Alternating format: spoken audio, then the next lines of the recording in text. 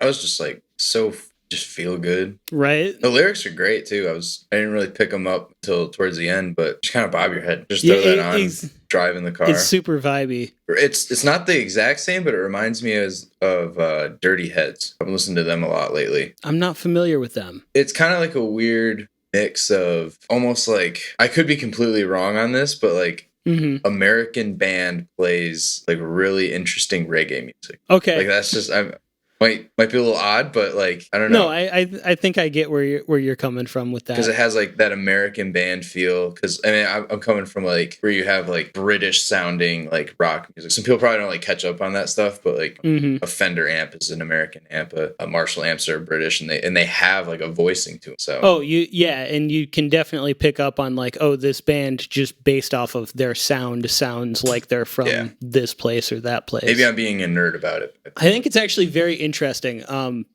I just want to do a side tangent on that because I find it really interesting for anybody who might not be like familiar with the sounds of different places. If you listen to The Killers, their like first two albums, the Hot Fuss album sounds very British, even though they're an American band. And then their album after that sounds very American, and a lot of it is stylistically because of like the instruments and gear and stuff that they used. Yeah, it's like, I think it was I don't know, like the first time I like caught on that was Black Star amps. They had like their cheaper models, they had like a tone knob, and it was a blend from British to American. That's all it was, and kind of find where you liked it. The American tones just a little bit more of like a mid-heavy, little bit more, I don't want to say like harsh, but it definitely has more of a like in-your-face mid level to it. Just a little bit crunchier. Yeah, a little bit more crunchy in the midsection, but the British tone's a little bit more scooped mids,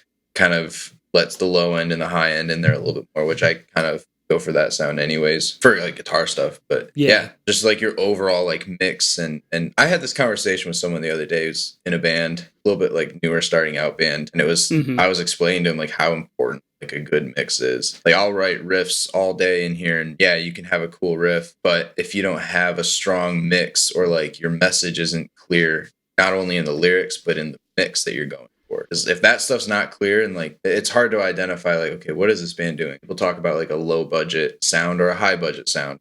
Everything we've listened to so far today, although they're not like massive bands, at least yet, everything sounds so good. It's so like well polished, and it's clear what this band's trying to do. Just like, I could go on all day about mixes, but yeah, your mix is very important to the identity of your band.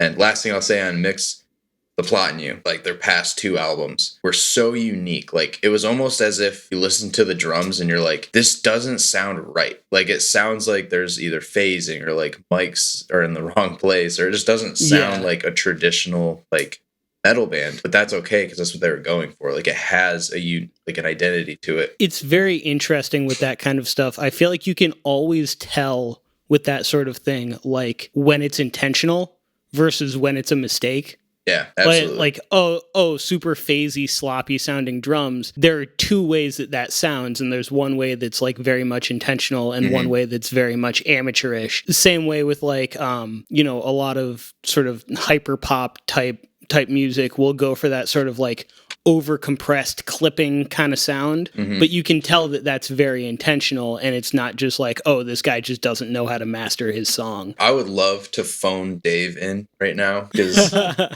don't know, it was last time we were coming back from the studio, we found some song. I don't know what he was explaining to me. Sometimes he goes on like a nerd tangent and I'm all about it, but like my brain's like picking up on half of what he's saying. But he was talking about, I think the drums, the way they were mixed, like I think the drums were in mono, or it was the opposite. Like the snare like was in stereo to the point of like it was legitimately played twice, or like stuff that you've never like I've never like thought of that as being a thing. Like you quad track guitars, or at least double them, you get them on both sides. But like, yeah, you can get some really unique stuff with drums, and I'm sure someone's tried to stereo track drums.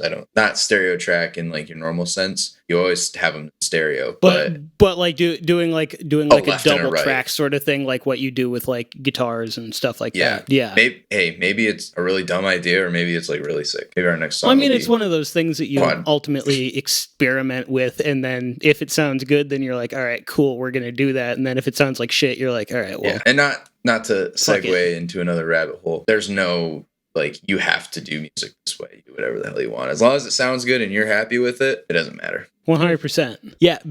Back to the song that we were talking about though before we went on our long tangent, which I'm super cool with long tangents, but one of the things that I really like about this song is how dynamically the different guitar parts come in and how none of it ever feels muddy, like you were talking about, like the mix of everything is crystal clear in this mix, even though almost everything is a guitar track and it's played on like the same guitar. Like you can very clearly hear like, oh, this is this part, and it's all put together in a way that sounds very intentional and very nice. Yeah, the vocals were mixed great. The drums were super minimal. They're very dry drums, but they were just you can tell it's incredible mic placement, really high quality kit, and a great drummer. Like that's all you need. I mean, if you can get that down, like you can add plugins and mix and do all that stuff all day. Like, we do a lot of that for our music. It's different styles, but they're clearly just a very dry but incredible like mix. That was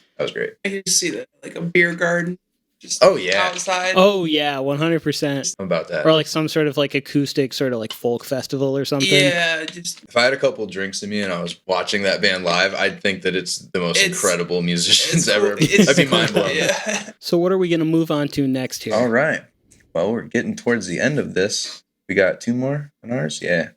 On our end, at least. So this next band is a band that I was fortunate enough to play a couple of shows with. It was kind of weird. Bad Omens was out doing like routing dates for their stuff, and they were taking a band called Avoid out on tour, and they played a Michigan show in Flint. So we opened up that show, and then the next 2 shows I got to open up with them with A Virtue. So got like a little 3-day run with them, got to hang out with these guys a lot. Incredible band live. They're a very, like, they don't take themselves too seriously. Like, they're just there having fun, but at the same time putting out really, really good music. Just like super humble dudes. And the song is called Whatever.